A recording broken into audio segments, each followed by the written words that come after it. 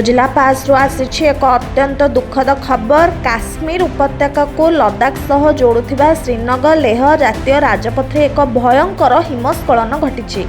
समुद्र पतन ठारू प्राय 3580 मीटर उच्चतार घटिथिबा एही प्राकृतिक विपर्यय 7 जन प्राण हराइथिबा बेले एकाधिक यात्री गुरुतर आहत होइछन्ति। जोजिला पासर 0 पॉइंट निकटरे घटिथिबा एही घटना सारा अंचल रे शोकर छाया खेलाई देइछि। सूचना अनुसार अधिक सूर्यकिरण जोगु बरफ तरलिबा आरंभ करिथिला, जहा फଳରେ एही भयंकर हिमस्खलन होइथिबा अनुमान करा जाउछि। जेतेबेले यात्रीवाही गाड़ी गुड़िक एही बरफावृत रास्ता दे जाउथिले, सेही समय रे हठात पहाड़रू विशाल बरफ स्तूप खसी आसीथिला। एही हिमस्खलन एते शीघ्र होइथिला जे यात्री मानकु संभाळिबाकू सुजोग मिलि नथिला एवं अनेक गाड़ी बरफ तळे पोती होई जाइथिले। घटनास्थल में स्थानीय प्रशासन और सेना पक्षर युद्धकालीन भित्तिरे उद्धार कार्य जारी रही। वर्तमान सुधा 5 जन आहत को उद्धार कर निकटस्थ चिकित्सालय को स्थानांतर कर।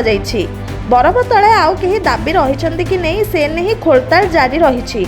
एही दुर्घटना जोगु श्रीनगर लेह राजपथरे जानवाहन चलाचल बाधाप्राप्त होइछि एवं अनेक गाड़ी अधा रास्तार अटक रही।